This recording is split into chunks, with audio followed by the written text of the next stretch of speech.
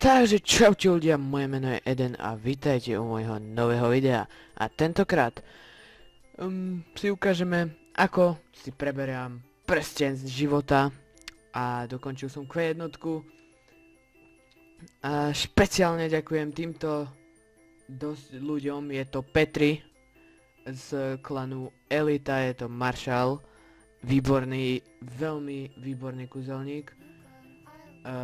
Rexorcher, oheň, a ďalej Jandar sa mi pomáhal, Ladors, bolo ich veľa, potom mi pomáhal P01 a P03 a to by bolo tak všetko a my sa vyberieme vybrať si odmenu. Poďte. Tak, idem si preňho. Oh, what? Hej, dobrá emócia.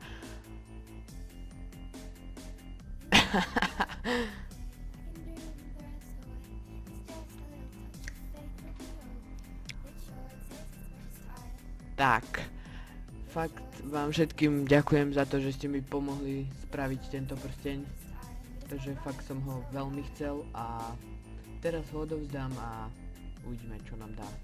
Takže, Medzisvety 2.10. Našiel si ich, majú v sebe duše svätých miest, ktorých sa dotýka Grimagova pamäť z našeho pravého kruhu matery. Fragmenty mi pomôžu, aby som ochránil jeho myšlienky. A teraz, Fealmena, ako som slúbil.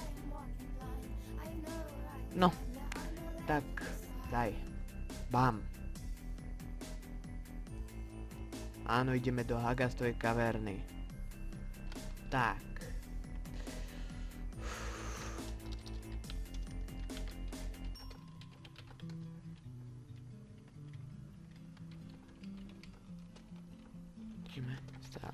Tak, a ja sa pozriem, že čo dáva. Je tu. A neviem, či si ho vymením za tento nie, ten dáva škody. Tento dáva 52 zdroje. No to nevadí, ale dobre. Vymeníme ho za tento. Chvíľka napätia. Bam!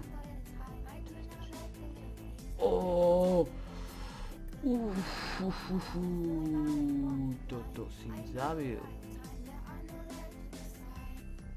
Tak. 2969 HP.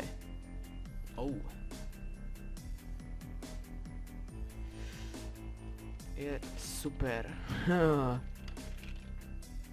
163 HP. Čo ďalej dáva?